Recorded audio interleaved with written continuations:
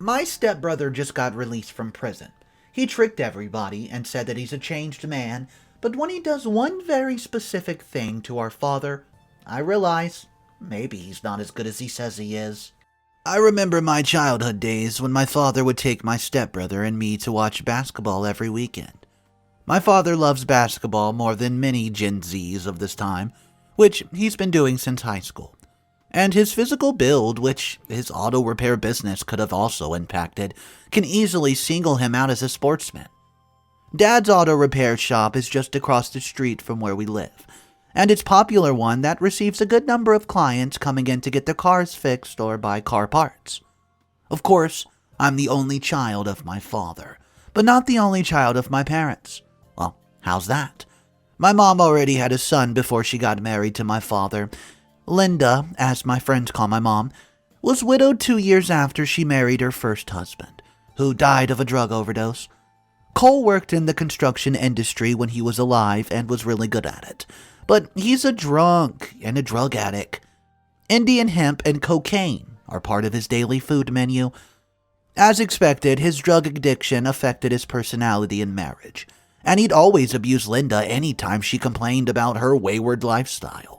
Their marriage was just 2 years old, and they were expecting a baby already since Linda's pregnancy was 7 months before Cole died. It was a devastating experience for my mom that almost got her into a depressive state, until she met my father a year after the birth of her baby Jeff.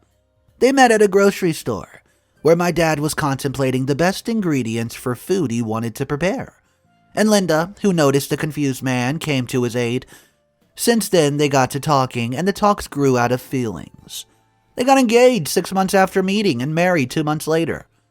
Steve, my stepbrother, was already 2 years old when my parents got married. He was without a doubt loved by his father, as though he was his real, not as stepson. He taught him everything he should know as a child, catered for him, and showered his fatherly love on him. A lot of people who never knew my dad before he got married never had any idea Steve was his stepson. He'd always watch basketball on the weekends and pick him up at school, at his shop, before Mom returned from work. Since my parents got married, they gave efforts towards having a child, but it wasn't forthcoming. They did all kinds of medical checkups, and nothing bizarre or wrong was found with either of them. The only prescription doctors could give them was hope that they would soon welcome their baby into the world. Even though my parents are not really the religious type, they had to pray for God to have a child. They were ready to employ any means and try all possible channels to meet their heart's desires. As fate would have it for them, my mom gave birth to me 4 years after they got wedded. It was an atmosphere of excitement in the air and delivery room, with the nurses and some of our neighbors who came to visit, rejoicing with my parents for such an awaited testimony. I remember Mom telling me that grandparents insisted that they must hold a big festival and feast to celebrate my birth, and the celebration would last about 3 days. Well, on the first day of the celebration, my parents decided to name me Jordan, my name to date. I grew up together with my stepbrother Steve, who's 7 years older than me, and even has a physical appearance that sells him more than his age. While it's other way around for me, so many people do assume he's just way older than me, and more than he actually is. Steve and I possess good chemistry. We do and own a lot of things together. Our mode of dressing, food choices, and lifestyles lacked no big difference. There's just this synergy in what we do and how we do things. Although he's gotten into middle school before I started elementary, our schools are not so distant. He was someone I looked up to and was always confident anytime we were together. I can't count the number of times he'd saved me from bullies. And some other comments will be walking home. I'd taunt my seniors knowing no one dares touch me. Well, at 15, Steve was already in high school, and I've just gotten to middle school. At this time, a regrettable change began to happen with Steve. Steve, who was once a cool guy, began skipping school, smuggling drinks even though he was under 18. It was at first salient that my parents were still reserved with their cautioning, but his immoral attitude had an outburst when he got to college. My parents hoped in his transition to college would get him to retrace some of his steps from this bad way if he considered how much sacrifice was put in just to get him there to college despite his low grades. Aside from that, the financial commitment was made to the point that we would have to deny ourselves some basic needs just to gather some worthy stuff to sponsor his move to college. But it's unfortunate that my parents' hope was dashed upon hearing my stepbrother had leveled up his impudent acts by leveling up and doing hard drugs. He was already becoming an expert at smoking marijuana, drinking alcohol at parties, and eventually dabbling in hardcore drugs. As a freshman in college, he'd already gotten acquainted with the gangs in the school, even participated in different social vices that could end his life in a second. He spent half of the semester going out to clubs, doing girls, and taking drugs. Steve clearly lost conscious of who he was, and none of the cautioning words of my parents seemed to get him into his grasp. I remember a day during his sophomore year when my parents instructed him to come home since he'd refused to visit home since he moved to college. Many times my parents tried to visit him, but they would not meet him, and neither would they know of his whereabouts. He'd already become a nuisance to our family and the school. After much pestering and involving the school authority, he came home. When I saw him, I had mixed feelings because he looked totally strange to me, and don't want to have anything to do with him, but again, he was my older brother and my only one who just lost his way. My parents sat him down and asked for his result, which brought tears to my mother when he presented it. Steve flunked out of all his exams and is on the edge of being requested to withdraw from school, if he doesn't get expelled before then. My dad took his time to remind him of how smart and prudent he was during elementary school, and that the other parents wished their children were like that. He reminded him of what Steve told him. He would like to become an expert in technology and would give anything that it takes to achieve that. Dad told him if he'd betrayed everything he stood for and had deviated from the path that leads to success and even excellence, cautioning him that if he doesn't change his ways, destruction's imminent, and he'll always only have himself to blame. While Dad was speaking, Steve's face was focused on the ground, although when he was asked something that requires his response, he would just mumble, and you could hardly hear what he said. After Dad ended his talk, my mom took a turn with tears in her eyes and sadness written all over her face. As her son, I understand why she was like that. I know it's because she's highly disappointed in my brother, whom she's invested her hopes in, just to see the day he would become the man he desired to be. Mom started by addressing his drinking and smoking habit, and narrated the story of how his birth father died, in case he'd forgotten already. Mom reminded him that this was the same path his father was on. He did drugs, traded them, even endangered his life and hers until his luck finally ran out. And the drugs took him, which ended his frustrated life without any laudable achievements. She highlighted that it's the same path Steve had set his feet on, and if he doesn't repent his ways, his destructive end is imminent. Mom could not say much because her heart was heavy with sorrow, and she just hoped for few words of that of my father it would cause some dramatic change for her dear firstborn son. To my surprise, my parents asked me if I had anything to say as well, although I didn't see that coming since I've been an observer throughout the discussion. I was a high school student, so I had a good assessment of what was going on in the family. In response to their question, I spoke up, faced my brother and said, "Hey, big bro, you do know that you've been my closest buddy since I was little, and I look up to you in many ways. Remember you once told me you would be the best brother for me, that I wouldn't want to wish for another? You've got to live up to this promise, bro, or else I'll take that you deceived me and don't care for me in any way. So be the best brother for me," and there I ended my speech.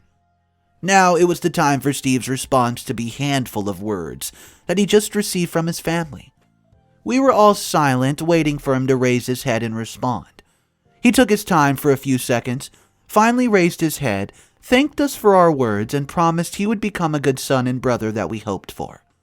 So we ate together as a family, laughed and talked about the good old days.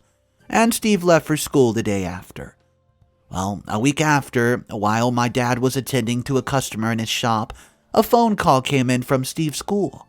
The caller introduced himself as a police officer.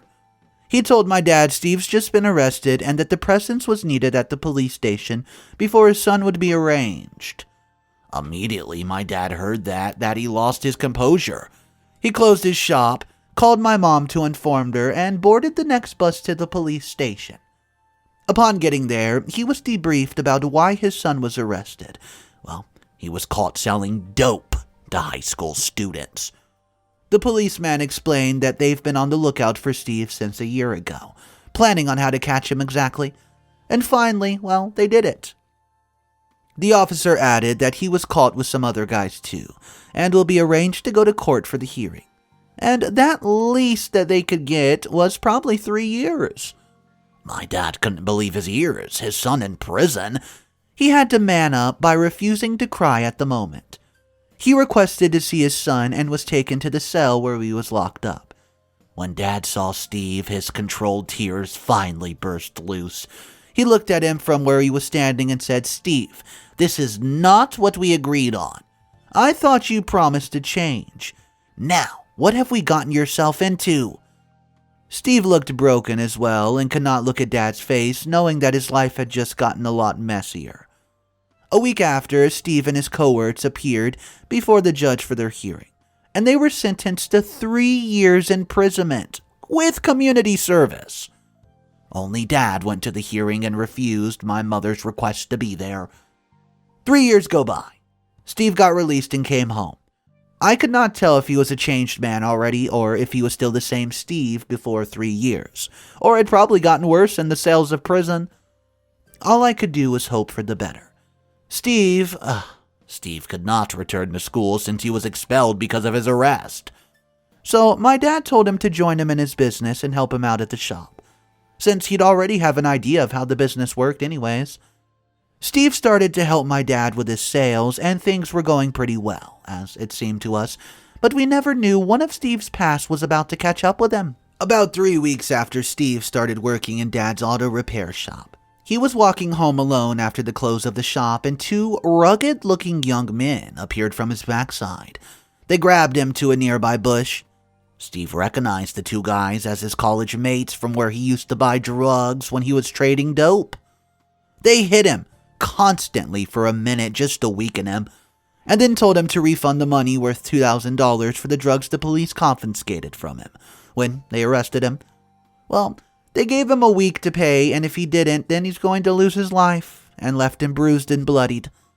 Steve was terrified, knowing what these guys were capable of. He's seen them do some dirty stuff. He cleaned himself up and tried to hide his bruises from us to avoid being asked too many questions. Since Steve's encounter with the drug lords, all his thoughts were invested into how would he source the money, which obviously he can't do on his own. Since, well, he doesn't have a job. While pondering what to do to avoid another ugly encounter with these dealers, he remembered Dad once mentioned his savings to get a new apartment for the family. Steve went off to Dad's room, searched through his room, and finally found a sum of $10,000 kept under the lampshade. He took $2,000 from the money and zoomed off to pay them. A few days later, Dad decided to deposit his money into the bank, and was shocked to discover that his money was $2,000 short. He was dumbfounded. Immediately called us together to know how a sum of $2,000 went missing. Mom said she knew nothing. I explained my innocence as well, and that's when Steve claimed he knew nothing about it. But his lie sold him out. He finally confessed that he stole the money to pay off some bad people. Our mouths were opened wide when we heard that he admitted to stealing it. We couldn't believe our ears.